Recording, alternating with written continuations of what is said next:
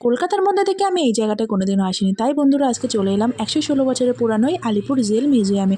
তো এখানে টিকিট কাটা হয়ে গেছে, আমরা এবার ভিতরে এন্ট্রি নেব। তো ভিতরে ঢুকে গিয়ে দেখি এরকম রাস্তা করা আছে আর চারিদিকে রেড বিল্ডিং, আর টোটালটাই নাকি 21 ফুট পাঁচিল দিয়ে ঘেরা। এই যে তোমরা সেলগুলো দেখতে পাচ্ছ, এই সেলগুলোর মধ্যেই কিন্তু আমাদের স্বাধীনতা সংগ্রামীদের আটকে রাখা হতো, যেখানে ছিল না কোনো ফ্যান, কোনো আলোর ব্যবস্থা। তো আর এটা ছিল ফাঁসির মঞ্চ, এখানে কিন্তু ফাঁসি দেওয়া হতো।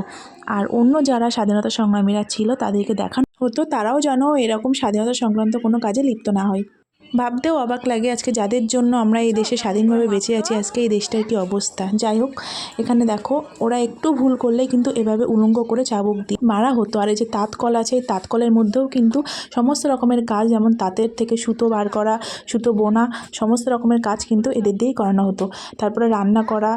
তো এখনও পর্যন্ত যারা যারা আলিপুর জেল মিউজিয়াম দেখোনি তারা কিন্তু অবশ্যই দেখে আসতে পারো, আর বাড়িতে বাচ্চা থাকলে কিন্তু অবশ্যই নিয়ে যেতে পারো, খুব ভালো লাগবে।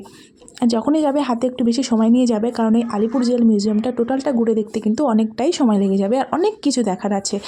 এবার দেখাচ্ছি তোমাদের জেলখানার মধ্যে জীবনযাপন, যেখানে সূর্যের আলো পর্যন্ত ঢুকতে পারতো না, ছিল হলুদ কালারের বাল্বের আলো। আর একটা জেলখানার মধ্যেই কিন্তু অনেকজনকে এভাবে আটকে রাখা হতো, আর যেখানে একই সাথে ছিল শৌচাগার এবং স্নানাগার।